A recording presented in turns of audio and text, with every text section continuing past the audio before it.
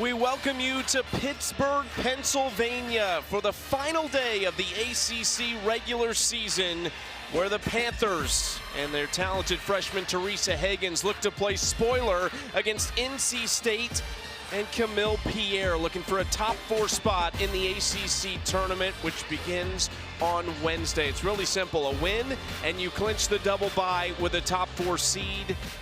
Pitt, their season ends today no matter what, but still a lot to be determined. Alongside Angel Gray, I'm Chucky Kemp. It is the final day of the ACC regular season, but as we have already seen very recently, still a lot to play for. My heart is already racing because of the game that we just saw with North Carolina and Duke. North Carolina getting some get back and getting a win on their home floor, giving Duke just their second loss of the season. They will see them, I'm sure, in the ACC tournament. Obviously, we're watching another rivalry game with Virginia and Virginia Tech. How that comes down to the wire, and Charlie Cream said his eyes are on that. But in reference to North Carolina or NC State, they are trying to win this game, as you said, in and you're in, or win and you're in for that 4th double bye.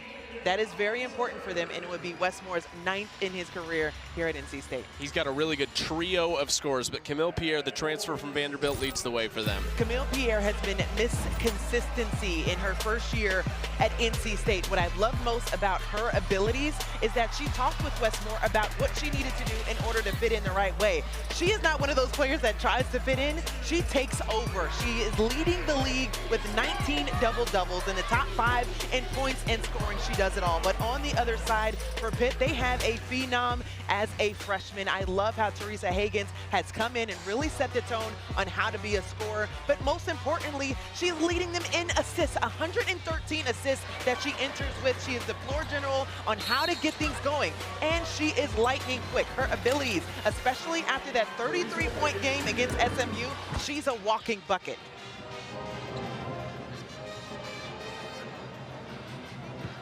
Teresa Higgins has been excellent recently. They would love to be the spoiler against NC State, who has won back-to-back games after dropping back-to-back road contests against Notre Dame and Duke. The ACC tournament begins on Wednesday. I think after what we saw today, what we've seen throughout this season, you would not be surprised by any of those top 4 or any maybe of the next 4 if they could go win that. I would be remiss if I didn't say welcome to March Madness, but in the words of Westmore, March Gladness, because for him, he has done very well in that department, but you don't know what you may see. And so for Pitt to be on their home floor and say, we can shock the ACC with a win going out, as you mentioned, because they're not in the top 15 in the standings. They do not get an invite to the ACC tournament in Duluth. Leave it all on the floor here today. Pitt with the first possession of the game. Hollingsworth with a nice spin, but good defense by Camille Pierre. And here comes NC State, one of the best offenses in the ACC. Kick out for Jones. 3-ball on the way is good for this starting 5 that has been together a long time now this season. Westmore has settled on this group, and it looks likely to be the one they will take into the NCAA tournament as well. This Pitt starting 5 has been a little bit all over the place. 12 different players have started a game this year. 7 have started at least 10, and that's just part of the issues that Pitt has had. Availability, a big part of it. In our conversation with Tori Verdi, just with him saying this has been somewhat of a disappointing season, knowing how he has built programs, won in different programs as well, and me witnessing him win the title for the A10 championship with UMass. He did mention just how the top 7 players, 4 didn't play this year. So trying to adjust in those different areas is a tough thing to do. Well, Tori Verdi, been a frustrating season from a win standpoint, from, again, a player availability standpoint. And then just about 3 weeks ago, it was reported that 6 former players had sued Tori Verdi and the school over what they called abusive coaching methods, and say their efforts to seek help were denied, or ignored, I should say. The university denied those allegations in a brief statement, saying the university is aware of these lawsuits and their allegations, which are without merit and will be vigorously defended. So just adding to the frustration that Pitt has had this season, and now they will try and wrap up this 2025-26 season with a win and a potential upset of NC State. And one of the things when you were talking about, you know, chance to do something that no one probably thinks Pitt can do today, but very likely that this is the last time this group of players will take a floor together, just in the college landscape. Of course, you have a couple seniors on the team as well. But it's one last chance to go out with this roster. I think, too, just understanding how youthful this team is. 10 new faces on the squad as Zoe Brooks is able to knock it down from the mid-range. I think overall it's how you build moving forward, and every coach, not just Tori Birdie, every coach in the NCAA understands that each year is almost like free agency. Who's going to be able to stay, who you're going to be able to retain, get back, building your roster, and what foundation you're growing culturally. So hopefully there are some of the players that he was able to bring in, some great talents that want to continue to build here at Pitt.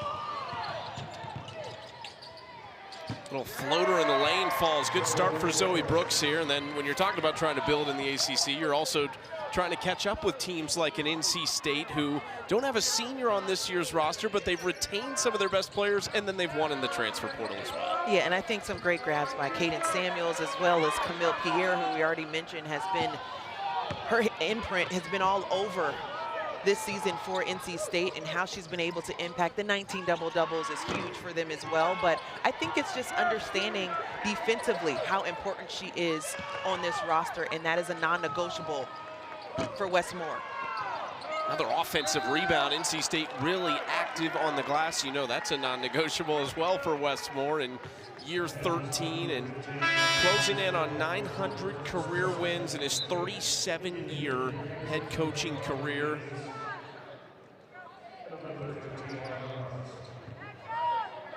Unbelievable run they've been on, and the success they've had in March. You said it, he calls it March Gladness. They've made the Sweet 16 or better in 6 of the last 7 NCAA tournaments, an Elite 8 in 2022, a Final 4 in 2024. Not a guy you want to see in this month if you're an opponent. Here's the thing, as you can see, the pristine resume of Coach Moore, we can have conversation with him and he'll be very coy and say it's about the players and the buy-in, and that's very, very true. But also, he is one of the absolute best when it comes to just adjusting in game. We had our conversation offline just for how you have to be a specific coach, elite coach, knowing that you were the 2021 National Coach of the Year. It's because your ability to adjust on the fly, and that's why he does so well in March Madness, because you don't get another day to get it right. You don't get a game to get it under your belt seeing another coach or team. His ability to do that is why he is considered one of the most elite coaches, not just in the ACC, but in the country. His team in 3.5 minutes off to a 10-0 run. Everybody getting involved. Brooks has 4. There's another one that will fall for NC State to make it a 12-0 run out of the gates. This has been a problem for Pitt. Slow starts. They've been better in the second half at scoring, but they have had slow starts. Hagens gets to her spot and puts the Panthers on the board.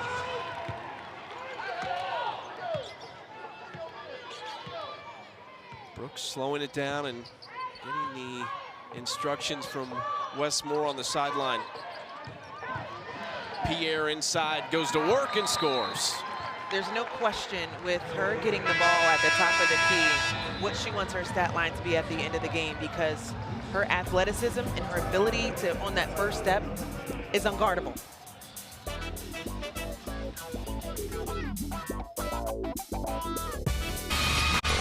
They having much we in welcome that. you to the Petersen Event Center in Pittsburgh. Great start for NC State, trying to secure a top 4 seed in the ACC tournament and a double bye for the event in Duluth, Georgia that begins on Wednesday.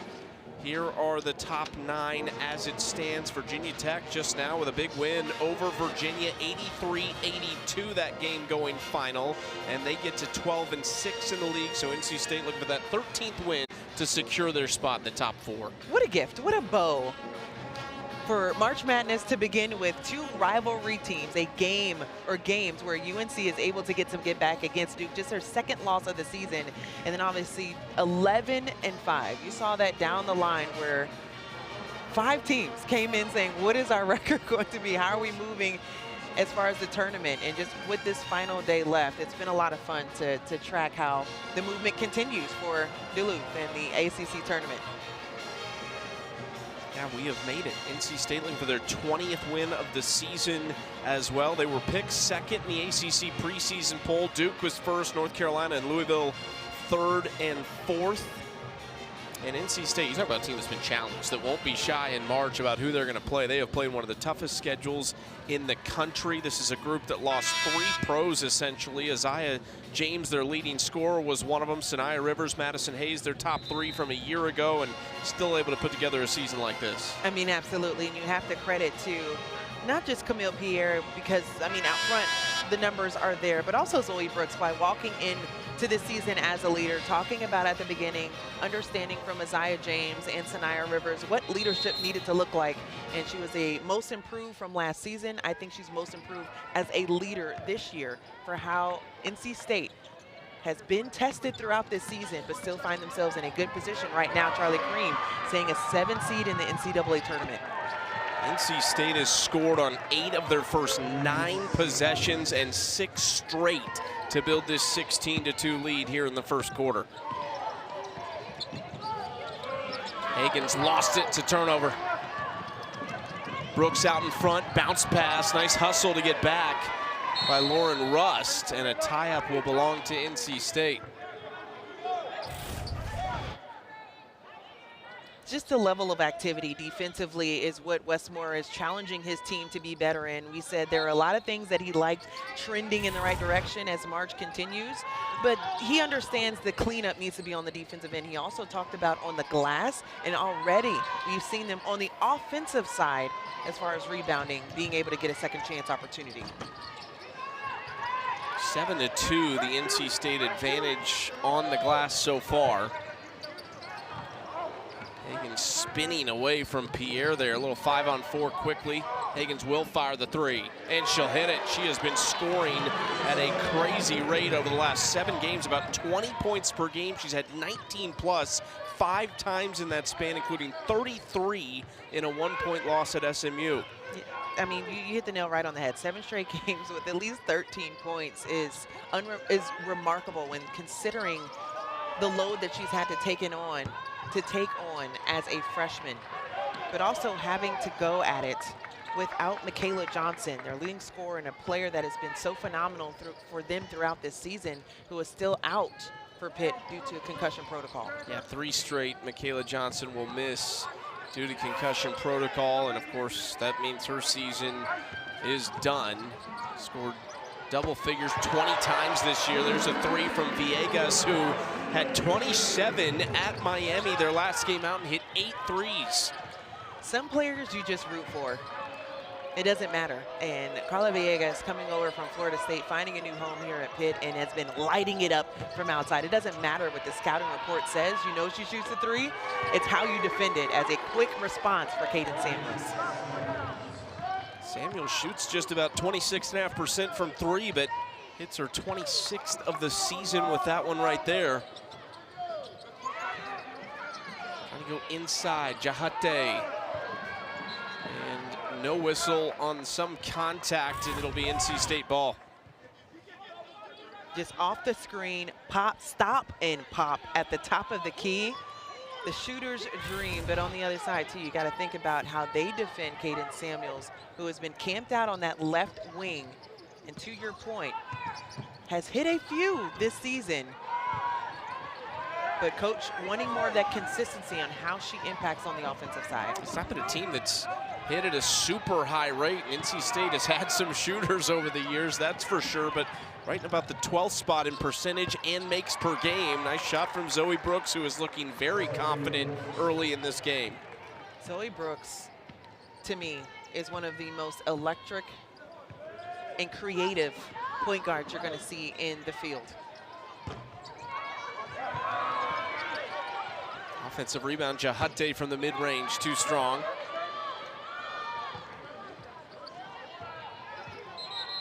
Here comes Brooks. I think there might be a clock issue here. I don't believe the shot clock started when NC State regained possession of that ball. There it is. Yeah, let's play fair.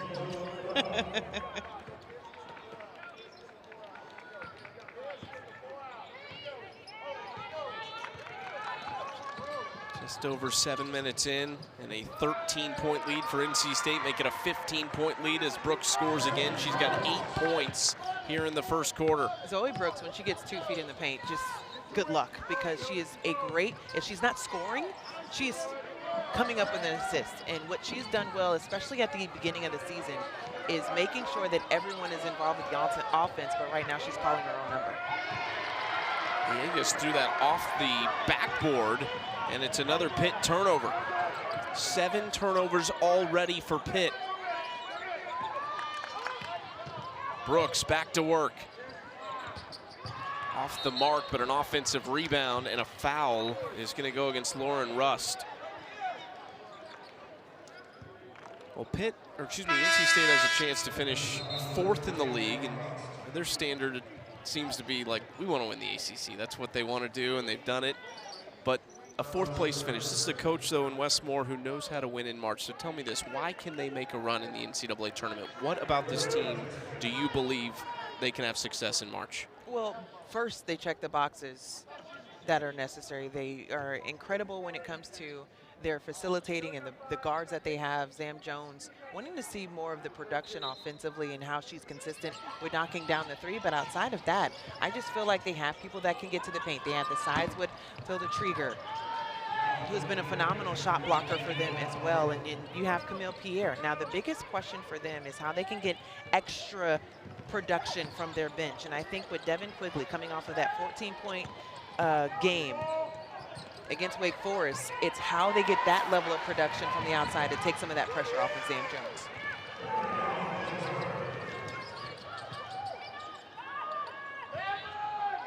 Trieger trying to track that down, does save it into Villegas. They're trying to slow things down and find a rhythm offensively. And I think that's a smart thing to do. If you speed things up, and I'm okay with also, when the ball is in Hagen's hands, she makes a lot of great decisions at the rim, but you're also creating extra possessions as that for NC State if it's not a quality possession. Brooks already with 10. Villegas was trying to get a quick 3 up. You know how quick the release she has is, and clearly Zam Jones read the scouting report because there's no space.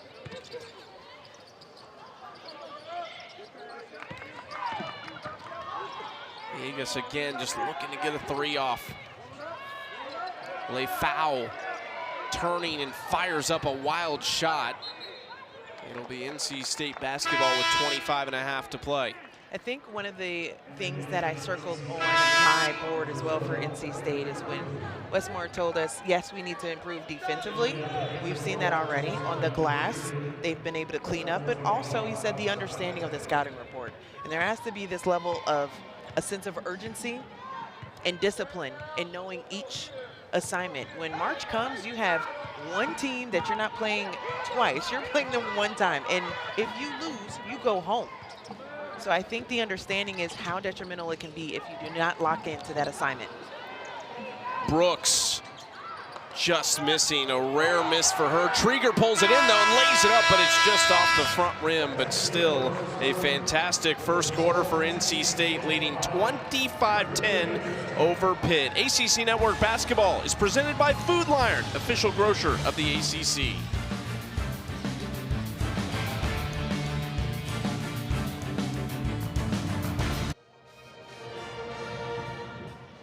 We welcome you back to ACC Network Basketball, presented by Food Lion. NC State up 25-10 on Pitt, in part because Carla Villegas has been held in check to this point at a career-high 27. Pitt's last time out with 8 threes, and you know she can get them off quickly. I mean, she already showed us that she can do just that, and already coming in with 69 threes, has knocked down the one, as you mentioned.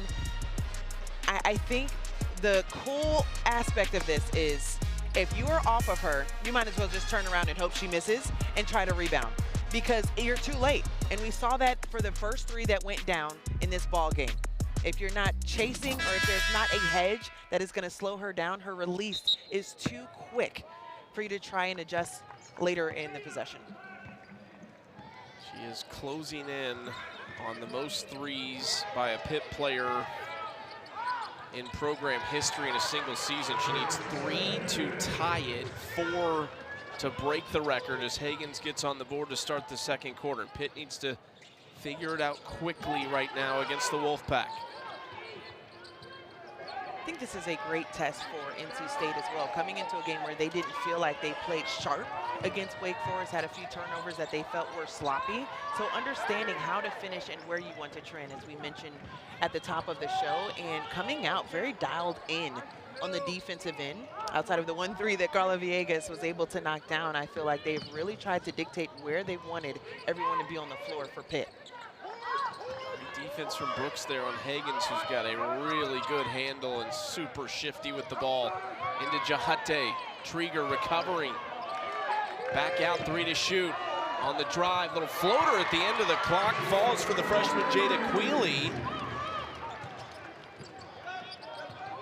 Pitt has some great international flair on this roster with 5 countries represented, 7 international players. Quealy, one of them from Canada.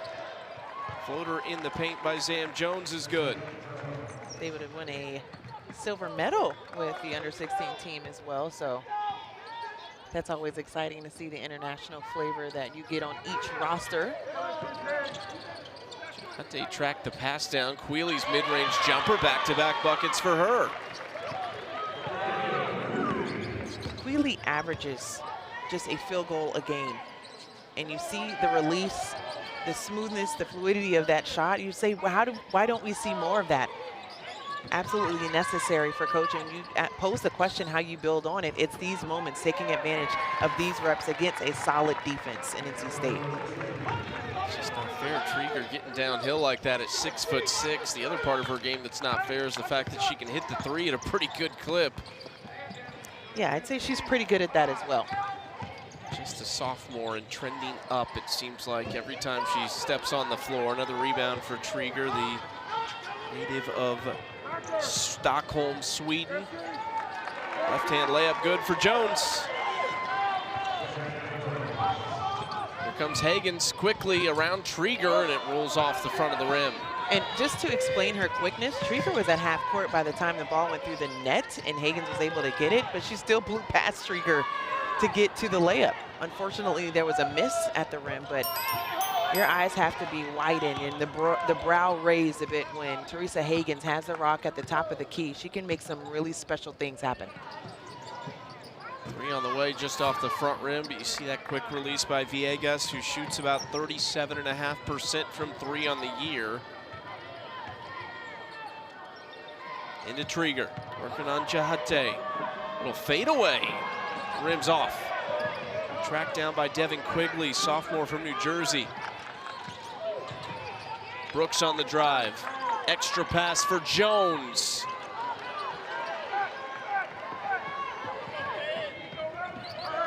Long pass, Quealy wasn't looking. The 2 freshmen not on the same page, and another turnover.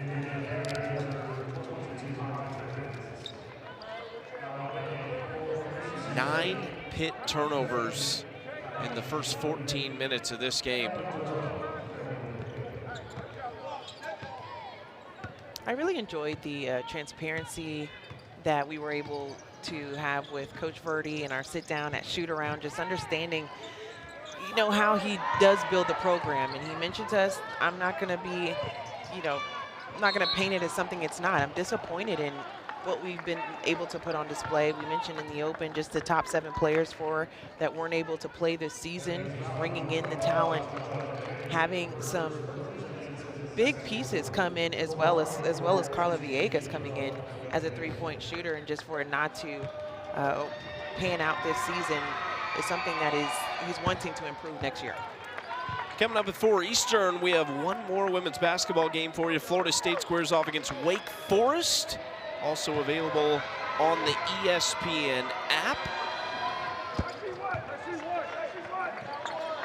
To your point on Tori Verdi and the disappointment that he feels this season, 7 years at UMass prior to taking the Pitt job, each of the 6 full seasons there, they showed year-over-year improvement. And the question is, can you get that foundation here at Pitt? He did it in the first 2 seasons, but kind of a step back here in year 3 And the question is, can you hang on to Teresa Higgins and Michaela Johnson, some of these pieces that you can build around moving forward? You just never know in today's college athletics.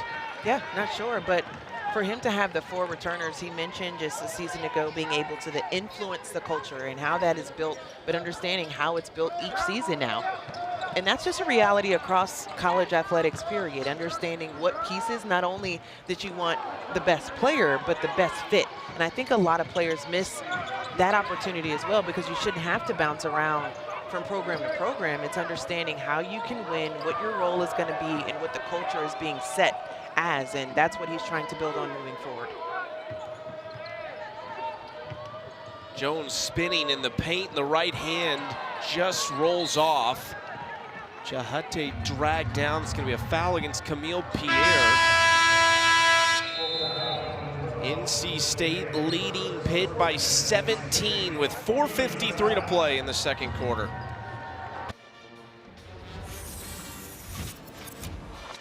We welcome you back to ACC Network Basketball, presented by Food Lion.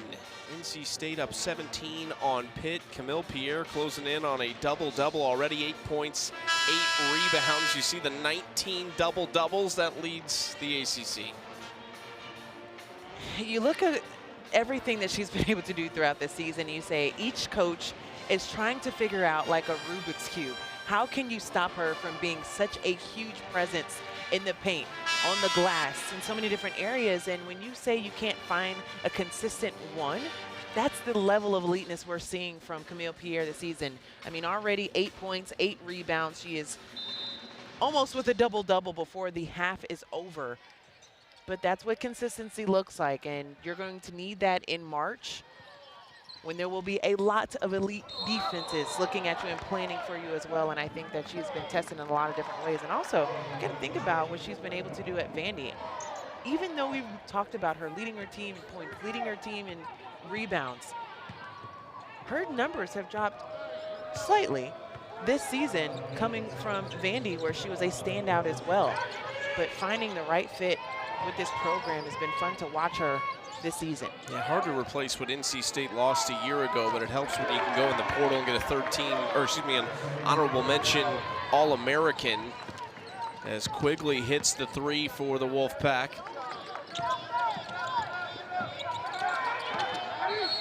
Wheelie in trouble, timeout Pitt. Or no, was it a foul on the floor first? Another 3 going down for NC State. Quigley is always a name where if you are a 3-point specialist, that's usually the case. I've played against some Quigleys that have been known to knock it down from outside, including Allie Quigley, who just recently retired from the WNBA. We'll be back in 30 seconds.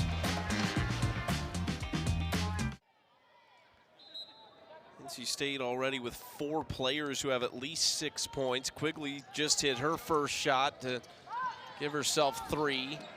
Hagen's missing, and the rebound by Pierre.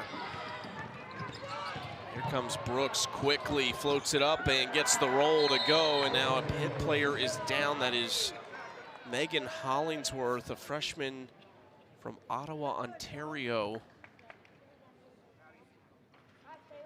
This is the last thing you want to see. Yeah, immediately came down on that. Like on the help you can see, but it's where she's grabbing right now is that left foot, and you can see right there, just not good landing.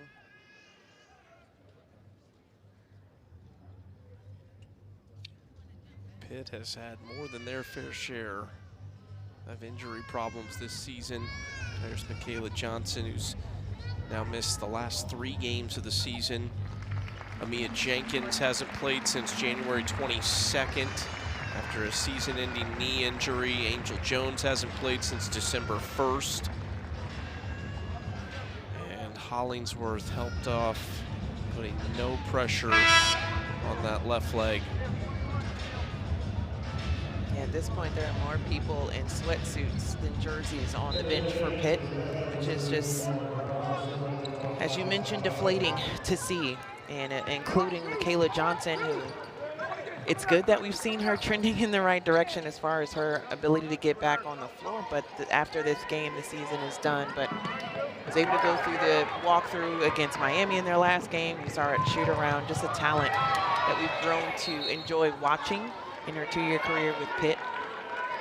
And just a bummer, too, that we can't see her take the floor. Such a great talent. Double figures in 19 games and played all 32 games last season. When Coach Verdi mentions the culture setter, it's you look no further than Michaela Johnson. Still see her on the bench cheering on her team, communicating when they're on defense. NC State untouchable right now on offense, and the Wolfpack got to feel good for them. Their 3 February losses to North Carolina, Notre Dame, and Duke. They averaged just 63.5 points per game in those.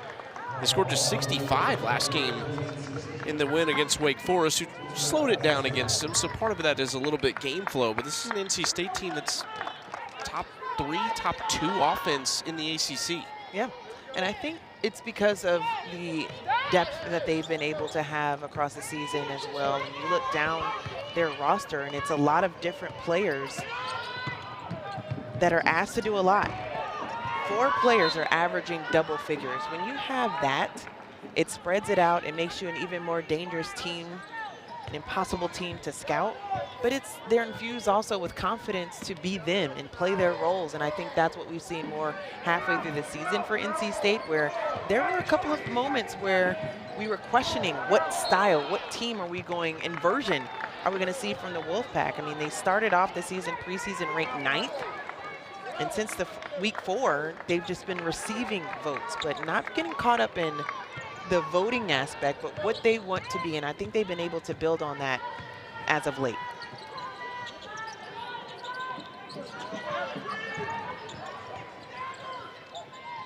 Skipped across by Quigley. Here's Brooks, 8 to shoot. Brooks loves the mid-range, just off the front of the rim. Jahate rebounds. Here comes Quealy the other way. Quealy lobbing it up for Rust. Does a nice job to stay in bounds. Now Jahate wide open. Can't get it to go. Fatima can definitely knock down that shot from the outside. I would love to see her continue to evolve with the mid-range jumper as well as on the inside, but that is something that she can do very well. Maddie Cox, one of the best 3-point shooters on NC State, but doesn't get a lot of time. That's just how loaded they are with the weapons that they have on the bench.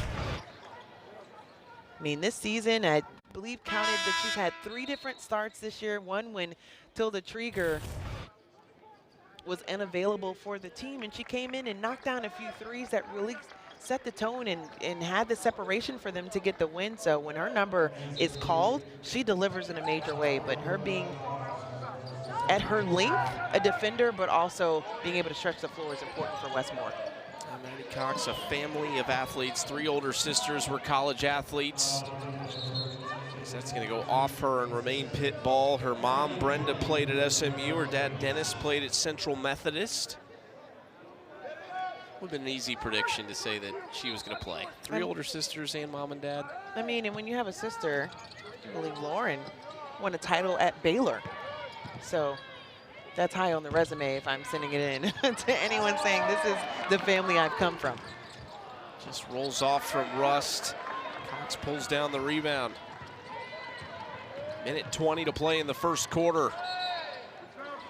That's Zoe Brooks going to get to the free throw line. Something she does about as good as anybody in the country. She had 37 in their overtime win over Virginia. Went to the free throw line 20 times, made 19 of them. I think that's pretty consistent.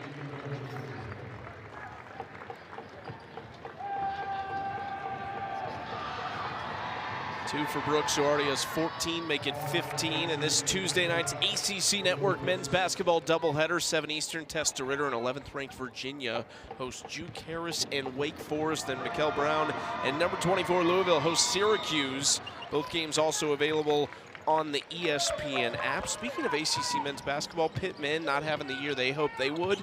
Went to Cal yesterday and really hurt Cal's chances at a first NCAA tournament in more than a decade by upsetting the Bears on the road. A lot to play for on the men's side as well. Still 1 week left in the regular season on the men's side. Pierre back on the board. Double-double already for Pierre. Quealy trying to feed it inside. Russ kept it alive. Kicked out for Quealy. Another mid-range jumper goes for the freshman. Again, I asked for more of that after seeing the second shot go down and just knowing coming into this game, there were going to be a couple of players that Tori Verdi was going to request more, challenge more from with Michaela being out. And I feel like Quealy has been that person. Another freshman, as you mentioned, that they can build on. She's been solid for them offensively.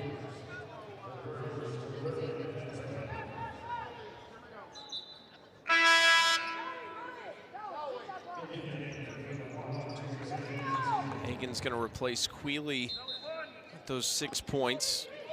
28.9 on the clock.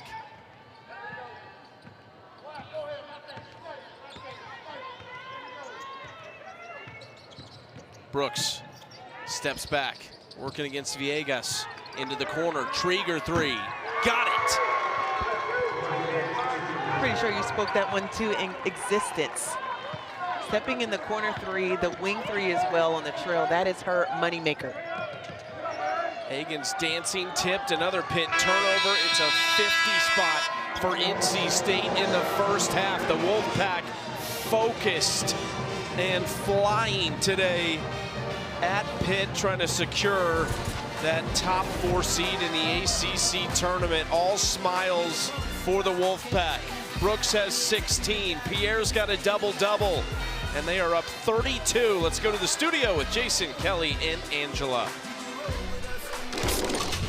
Welcome into your ACC Network halftime report in our studios alongside national champions Angela Taylor and Kelly Dale. I am Jason Speltz. NC State came into this afternoon knowing a win solidifies a double bye in the 4th seed in the ACC tournament, handling business in the first half. I kind of wondered if Pitt would come into this and try to be that stealer, of this game, but so far it has been all NC State. We knew that backcourt was going to take control, but Camille Pierre as well inside. Just that tandem has been dynamic. Yeah, and you take a look at what Zoe Brooks has done early in this game, and she's one of those players. She has that experience late in the tournament run of knowing that she needs to be able to step up, and it's great to see early on in this ball game that they're doing what they need to be able to do. You know what's so interesting? The final day of the regular season, a lot of moving parts, a lot of action, a lot of great games, and look, it's still early in our day. Speaking of winning ways, NC State looking to do so as well. Zoe Brooks and company is still getting out and running. Wolfpack up big at the half. Much more of a halftime show coming up after this.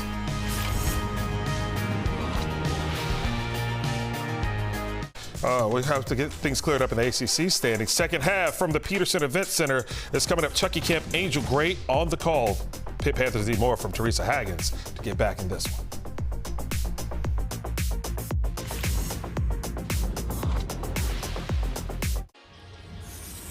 We welcome you back to ACC Network Basketball, presented by Food Lion. All NC State, Zoe Brooks and Camille Pierre combining to lead the Wolfpack to a 32-point halftime lead here at Pitt. Alongside Angel Gray, I'm Chucky Kempf. There's not much to say. NC State absolutely dominated the first half in every facet of the game. Ended on a 23-2 or 3 run, and for them it's just remaining focused on what's most important. It's building on good habits, and we already showed them in the beginning of what you were saying, and Zoe Brooks and Camille Pierre have over half of their points in the first half already. Zoe Brooks has been a constant example of how they needed to start the game. She's been able to spray it around all across the floor. We saw her get to the bucket. We've also seen her facilitate as well. But the mid-range game is where she is most dangerous. Getting it back, being able to step back too, is literally classic Zoe Brooks on full display. I mean, across the floor, she is just lighting it up with darts. And then on for Camille Pierre, knocking down her 20th double-double of the season. Already the ACC leader in that department. Everything for her just looked simple.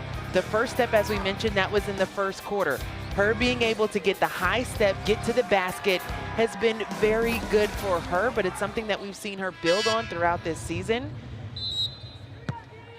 For Pitt, on the other side, 8 points in the second quarter, and they can find ways to say, how do we want to close out the final game here at the Pete?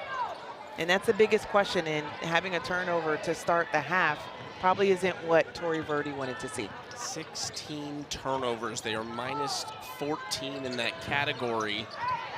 Higgins pulls down the rebound.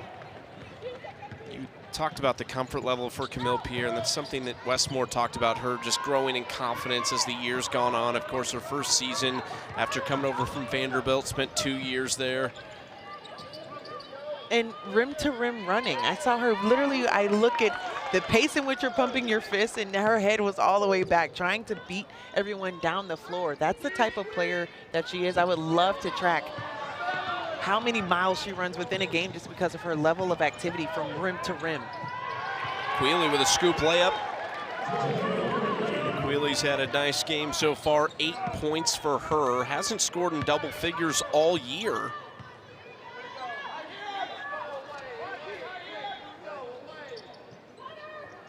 Well, she's very close to it. And as I mentioned in the first half, she's been one of those brow raisers for me, just what she can build on.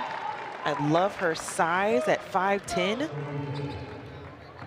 Has experience also playing internationally for Team Canada, so just understanding what she does well, building on it. There's a different level of maturity that comes with her style of play too, and a good bucket underneath. The first time we've seen Fatima be able to get in a no move needed necessarily bucket underneath. Those back-to-back possessions, each team going with the big-to-big passing and ending in a bucket. It's Trieger to Pierre on this end on their last possession. Now Pierre trying to return the favor, going to work. Kicks it out here, 3 from Samuels, no. Trieger offensive rebound. Another 3 on the way. That one is good from Jones. I don't think there is a 3 that I've seen Zam Jones take in the last 2 games where she was not on the left side of the floor. And I'm pretty sure that the scouting report says the same thing. When she has that amount of space, it's a knockdown. NC State's top 3 scorers all in double figures already, taken away here by Zoe Brooks. And Brooks has an easy one. 18 points, 4 assists for Zoe Brooks so far, who has scored in double figures in 18 of the last 19 games. Camille Pierre may be the anchor of this team, rightfully so, but I think the engine for this group is absolutely Zoe Brooks. Jahate, quick move, just missed it. Talked to Fatima Jahate, and one of the things she told you about her game was just the consistency and also the confidence, and that move right there, despite the miss, was a confident look. Just having to build off of it, especially the names that she talked about too, with what she wanted to build on. She said at first she wanted to be that solid, consistent inside presence like Aaliyah Boston. I said, that's a lot of girth, that's a lot of strength. She said, yeah, now I think I've moved on to Asia Wilson. I said, I don't think there's that much drop off, but I think for her, I'm excited to see more of how she can build on it. But going back to Zam Jones on the left side, knocking it down, how many times were we able to see her shoot from that very spot on the floor and knock it down, and Zoe Brooks just doing Brooks things? Throughout this season, she has been the player that can not only get to the free throw line and be a bully in the paint, but she's a bully on the defensive end, and she's going to make you feel her on that side of the ball. Here is Zam. Out for Samuels, top of the key, Trieger. Jones this time from the right side and hits it. She was kind of dialing it in and shoot around, and it's working out for her 3rd triple. And moving around, that one was not a stationary 3. She had to really work in that rotation and get that shot at the top of the key. Zam Jones up to 13. Take from Villegas, no. Russ trying to track it down and does. Open look for her is short. You can see the hustle of Lauren Russ. You have to give her credit for being one of the players that is able to return from a season ago. Is a team leader, and also you like a story of a player that comes back, especially from a season-ending leg injury, and have a success story. Into Rust, and just rims around and falls off.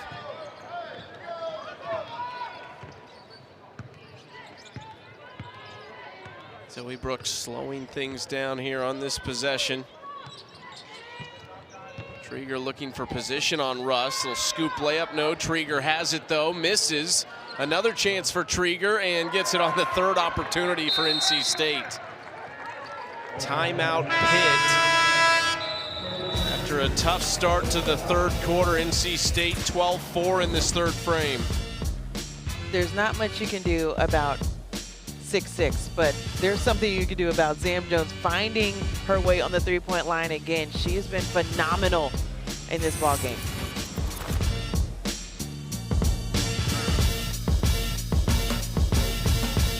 Talk, yeah, the time is up. Time to dance, time to turn it up. Got the DJ bumping, bass is funk. Tick, tick, tock, ticky, tick, tick, tock. The 2026 Ally ACC Women's Basketball Tournament headed to Duluth, Georgia, March 4th through the 8th. Starts on Wednesday. Tickets on sale for the 49th edition of the longest-running Women's Basketball Conference Championship. Visit theacc.com/WBBT to purchase tickets and discover all the activities going on during the tournament. Starts on Wednesday. This is how it looks right now. You see NC State in that fourth spot. They get the double bye with a win today. What I want to ask you about these teams on the left, out of those 6 teams that play in the first round, who's the most dangerous? I was believing that Cal was the most dangerous team, especially before the last 2 that they dropped, where they were trending, and it was a very dangerous team, and they're considered one of the last 4 out, according to Charlie Cream, along with Stanford. But I'm not sure. I really feel like Stanford is one of those teams that could just erupt at any time, and Laura Samfai has been phenomenal on this season. Came up with a 20-rebound game as well. I think there's just so much young talent. Haley Swain has been phenomenal for them as well. Had a Florida State game where she was a standout. I think I might switch that up to the other California team at Stanford. We will step away. 4:53 to play in the third quarter. NC State up 40.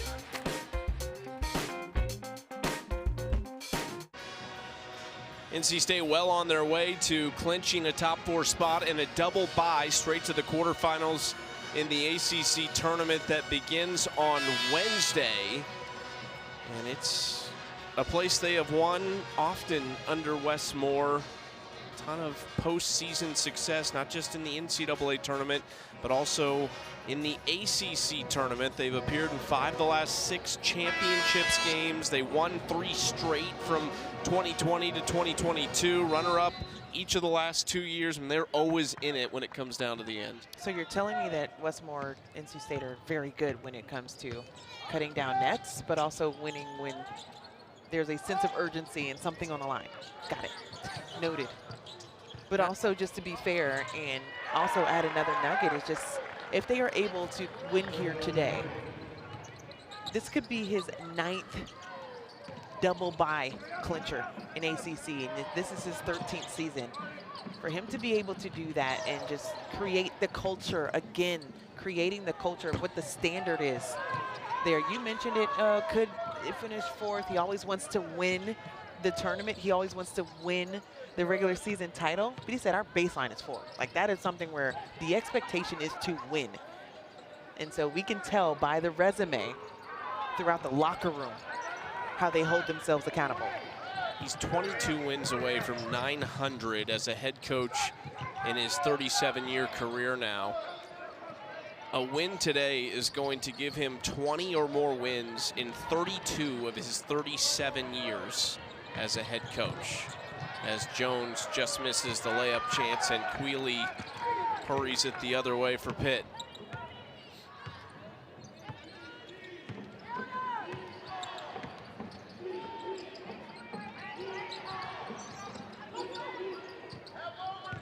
Jahate inside, size advantage, and scores over Brooks, or excuse me, over Kaishi Lunan. She's found herself with the point guard on her. Brooks was guarding her earlier when she scored one of her first buckets. Now they get the matchup with Lunan for her to score. Well, it's just understanding how to take advantage of that matchup more often, and for her to dominate that matchup and ask for it. Jahate has to be able to establish herself. She mentioned to us before the game the confidence. and getting to her spots on the floor. This is one of them. Back-to-back buckets, that's what you look for. But look at the level of activity. Before, she was drawing and attracting 2 different bodies on the block because of just the standing. Her activity level has to go up a notch, where there's a screen on the side, rolling to the basket, in the mid-range. That's the next step for her next year. Just need to see that for 4 quarters. Didn't start playing until she was in the 8th grade, 13, 14 years old is when she started playing basketball. But what I love in being able to know her coming up through the Essence program, being coached by Coach Kim, who I am very aware of because I played for the sister club with the 76ers, the standard is the standard. And I remember her talking about who she was able to play with, and they're players that make you better. I mean, we've seen Miracle Shepherd, Erica Moon, who was over at Georgia Tech, has done a phenomenal job in her sophomore season, transferring over to the ACC, and also Danny Carnegie, who started at Georgia Tech and now is putting up big numbers for UGA. Those are players that make you better, but when you have an ability to roll, the versatility to step on the baseline and knock down a shot, that's when you have to get creative. Like, if you don't have dominant point guards that can do that, and I do think that they have that with Teresa Higgins, it's how many other people need to get involved for you to shine your brightest. I think that's the next step for her. Best player you played with growing up? With? Maybe Maya Moore. But I think might be a good one. I think she's pretty good. But I think that's a good question, because I played with some really impressive people, and a lot of them probably ended up at UConn too.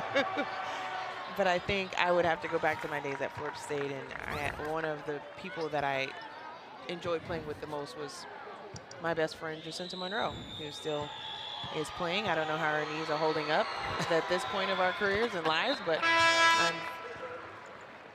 I'm very happy for her. You're saying you're aching a little bit sitting here at the table? I'm saying it took me a little longer to get out of the car this morning. Okay. Temperature did drop. I think it was about 30 degrees warmer yesterday in Pitt than it was Chucky. today. Yeah, so now it's arthritis. I'm feeling the same thing. I'm feeling the same thing here. Hagan slashing and lays it up too strong. Batted out of bounds by Rust. You see the shake from Teresa Higgins, so like, she's got something there. She can really be a player. She makes you sit up in your chair. The oohs and the ahs come out when she has the rock in her hands. Her ability to split a trap, you think you have something going, but it's not good enough. She's just slippery. Top 100 recruit. Not just the scoring we've seen, but the creating as well. Just under 4 assists per game for Higgins. And again, not with her, one of her top scorers, Michaela Johnson, these last 3 games, as that falls for Devin Quigley.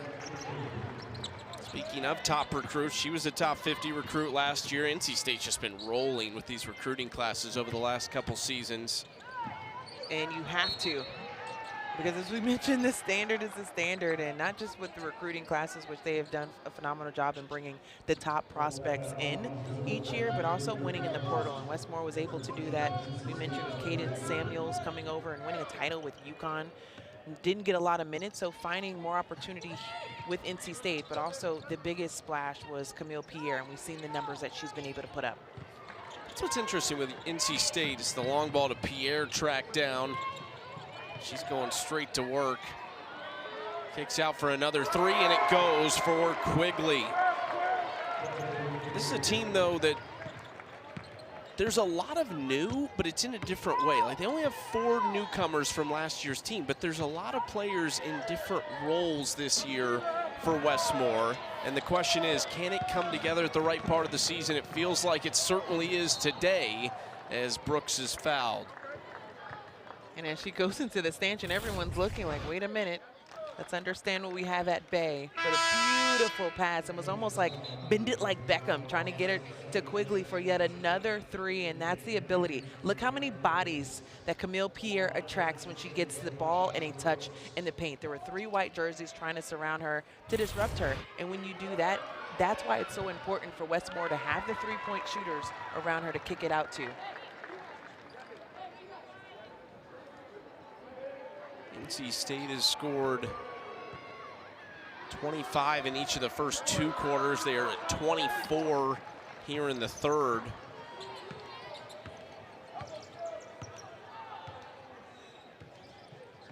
They've scored in the 80s 3 times in the month of February, but they've also been held to about 63.5 points per game in their 3 February losses, and just a 65 last time out against Wake Forest in a 9-point win. And another hobbly player for Pitt after seeing a return for Megan Hollingsworth. That is Macy Arsner, a freshman from McMinnville, Oregon, who limps off to the bench. When they came out of the locker room, we were looking, it looked like 8 players basically available for them at the moment. Arsner is now gonna hobble back toward the locker room. You hate to see that for her too. Macy Arsner, a freshman, hasn't played a ton this year, but getting an opportunity today. Hollingsworth is back on the bench, but she has a boot on her left foot. Hagan spots up and hits it. 5 seconds left in this third quarter. Zoe Brooks in no hurry. She's not even gonna take a shot as NC State leads 76-28 over Pitt at the end of 3. On their way to a top 4 seed in the ACC tournament.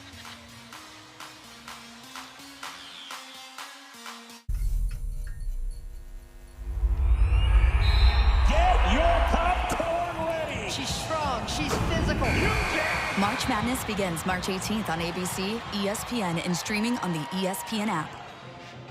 Angel, that's just over 2 weeks away to March Madness. We had our top 16 reveal on game day earlier today. UConn, UCLA, South Carolina, Texas, the top 4. We do see a couple ACC teams crack the top 16. Louisville and Duke at number 9 and number 10, and we'll see how the North Carolina win affects things as well. Yeah, absolutely. But did you not get chills hearing the "you bet" from Ryan Ruocco? You know those moments are on the way, but also just understanding how important, how much fun it is to be a part of March and the teams that work so hard to get there. So yes, as we're covering an ACC conference right now, you're looking at what Duke has been able to do all season long. Was the last undefeated team in ACC play.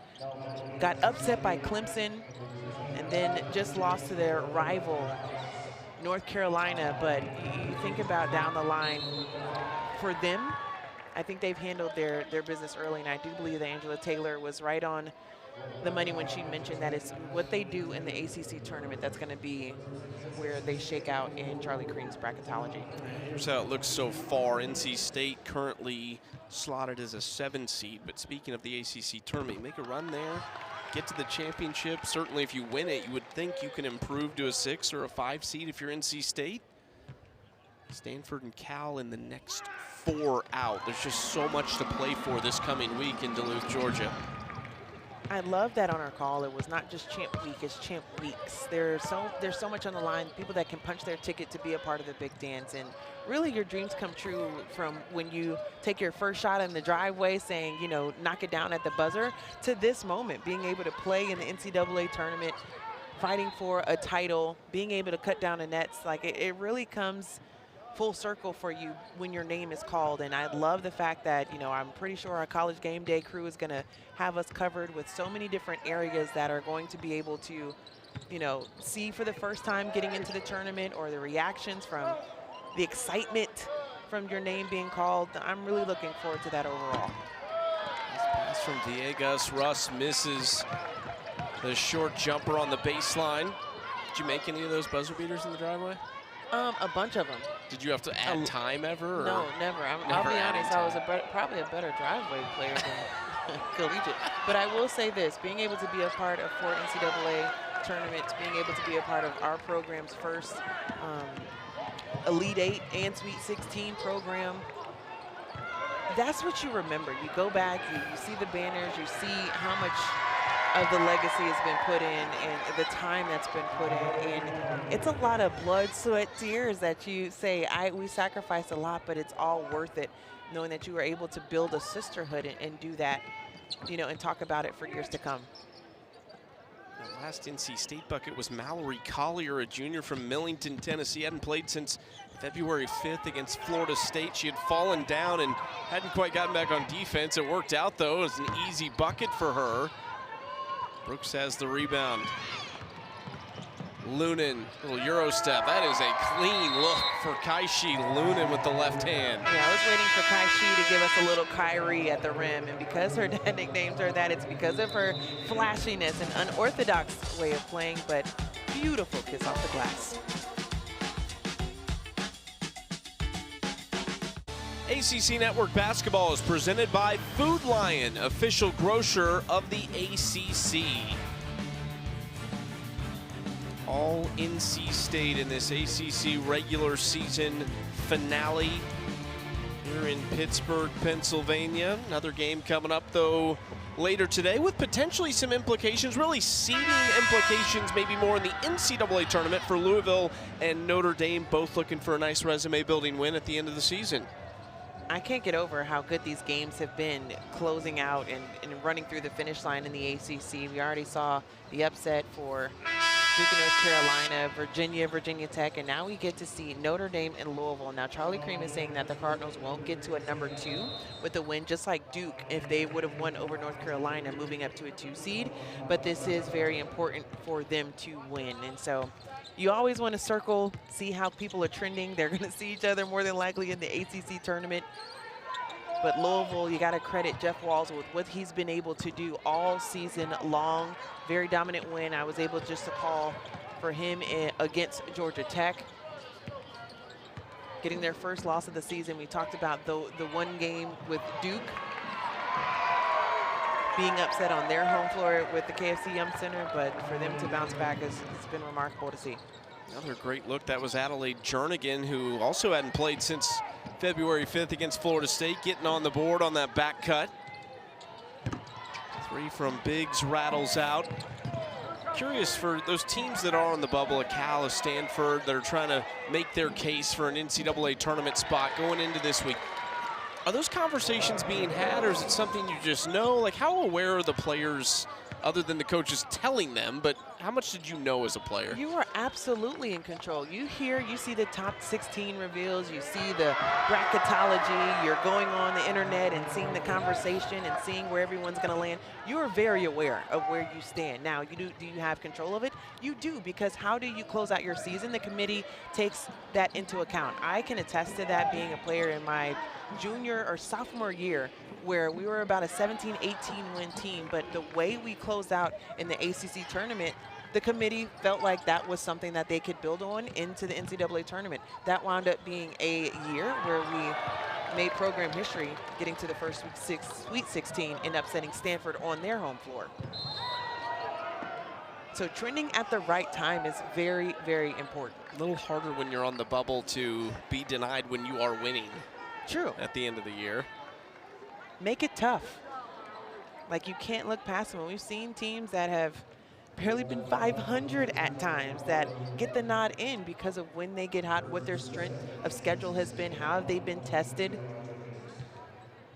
All those come into account.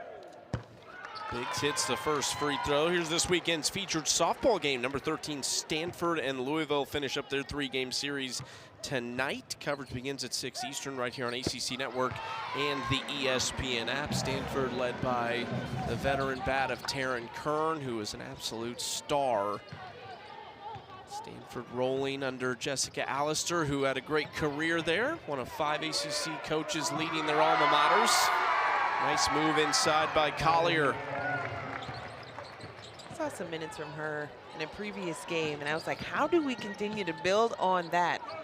Collier, a junior, but because of the impact of Camille Pierre and because of Tilda Trieger, just another body where could get more minutes, the depth that coach could have as a different type of player on the inside.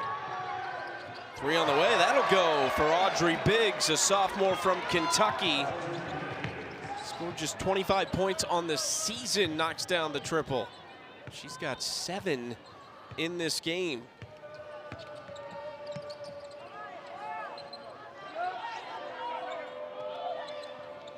It is a nice rest for Camille Pierre, Zoe Brooks and company on the Louisville bench, watching some of the reserves see extended time here.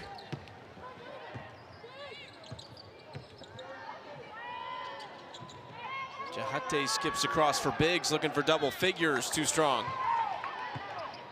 Honestly, if I'm Pitt, I'm trying to search out Carla Villegas, who is going for that program record for threes, especially late in the fourth quarter. How can you get her more touches to create history for herself and build on an already impressive season, her first year with Pitt?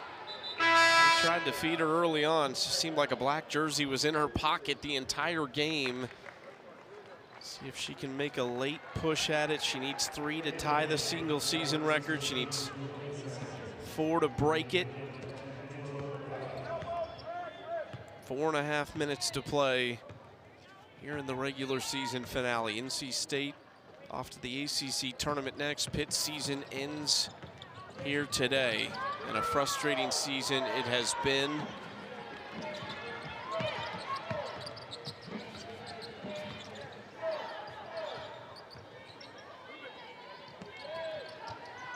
Jernigan, Caden Samuels, waving traffic. Collier trying to call for it. Still see the ball movement from NC State.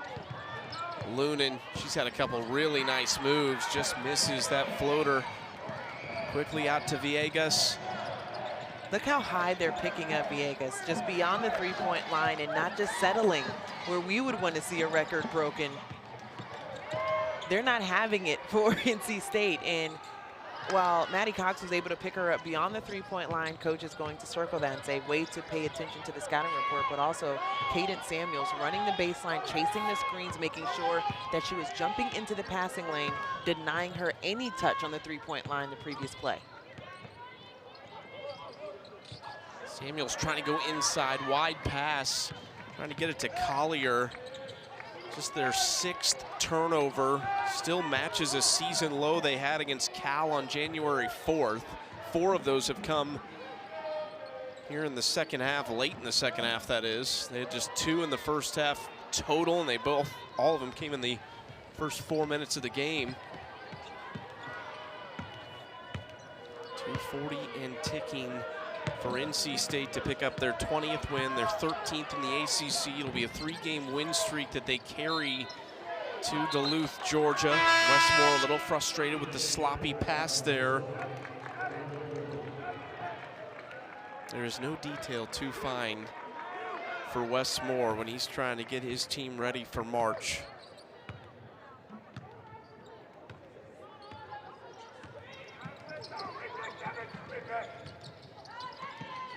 Villegas, the pump fake into Rust. Free throw line jumper too short. Gets her own miss. Goes right back to work, and Lauren Rust finishes.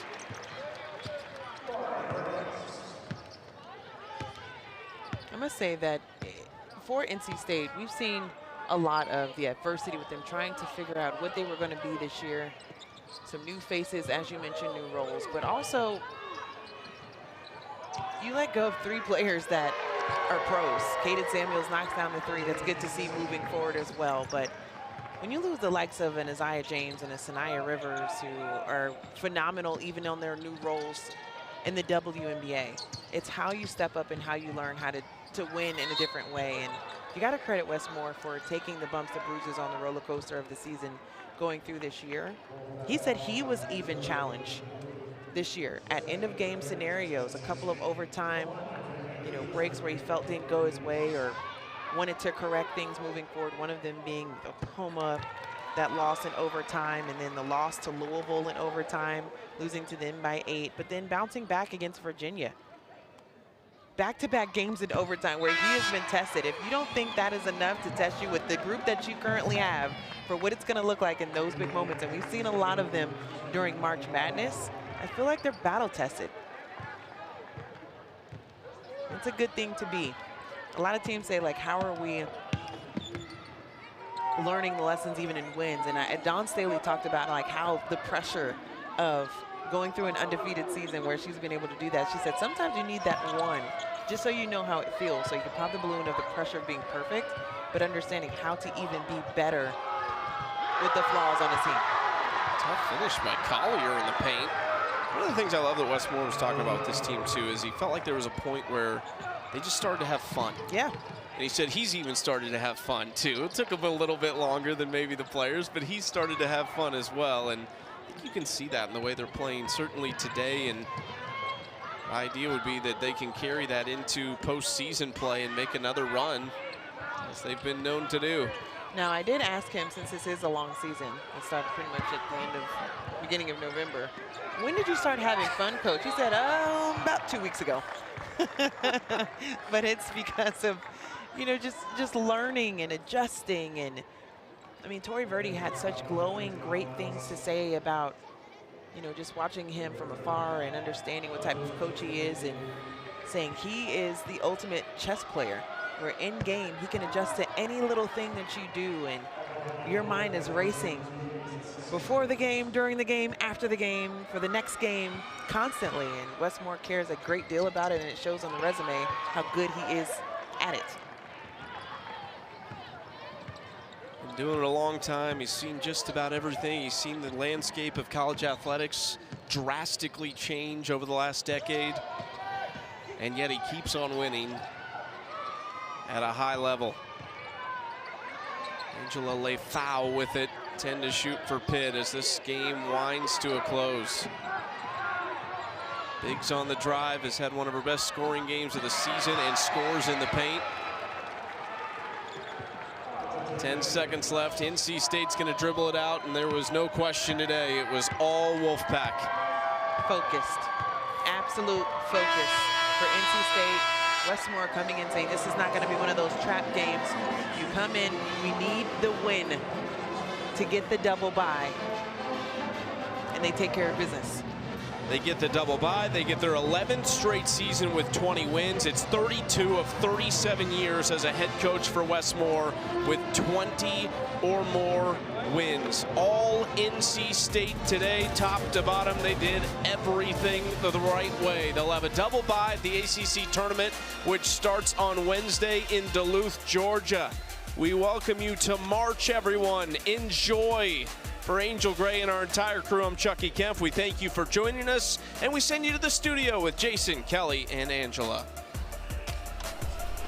With that, welcome you back into our studios alongside the national champions, Angela Taylor and Kelly Dale. I am Jason Spells. NC State needed to solidify that top 4 seed and get the double bye, and they did it. First 50-point win against the ACC team since 1980. What do you make of what we saw from the Pack? Wow. I mean, you talk about balance in this one, 4 in double figures. Their defense was ridiculous, holding them to 28% in terms of their shooting, rebounding. Everything looked good for the Pack.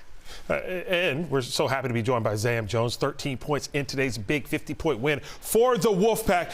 Look, we go back and we kind of look at the way you all are playing. Tough losses at Duke, at Notre Dame. Since then, you all have turned the corner. Describe the way NC State is playing when we get and as we approach the ACC tournament.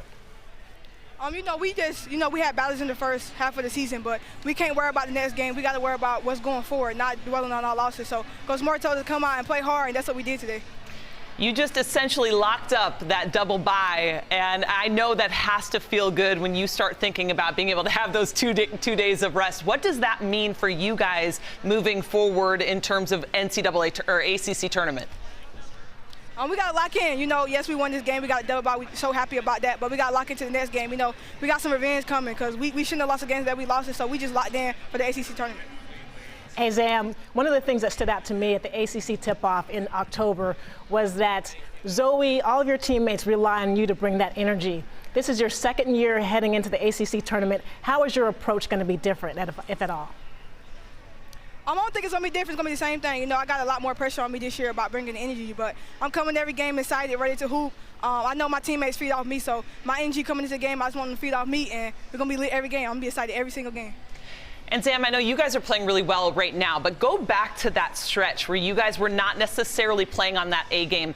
What changed for you guys, and how are you seeing that play out both on the court and with you guys off the court? I say it's our connection. This is a new team. We had a lot of new players, transfers coming in. We have no singers on our team. So just coming together, like Coach Moore said, bonding off the court and on the court. We just listening to him and what he got to say, and we just giving it our all now. We know at this point it's win or go home. So we're not trying to go home. So we got to come together and win. NC State proving They are one of the best teams in the ACC. Big 50-point win at Pittsburgh. Zam, thank you so much for joining us tonight. No problem. Go Pack.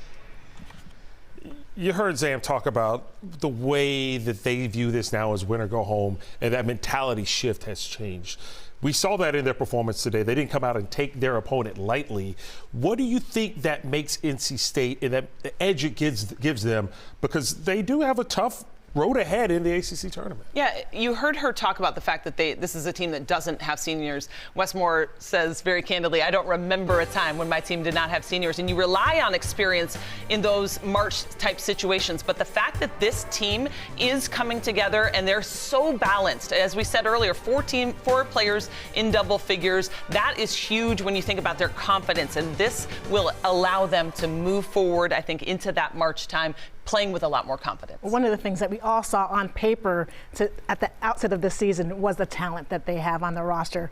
They've had some rough points on the season. They played a really competitive schedule early on in non-conference play, and they battled back. Like, it's really nice to see them playing really well. The question I have for them is at the defensive end, like, what will they be able to do? They've relied a lot on that zone. They play a little bit of that sagging defense. We know what they can do. They're explosive offensively, but what can they do defensively to contain some of the opponents? It's a situation, looking at some of the stats from this game, 46 rebounds. You brought up defensively, 24 points off turnovers.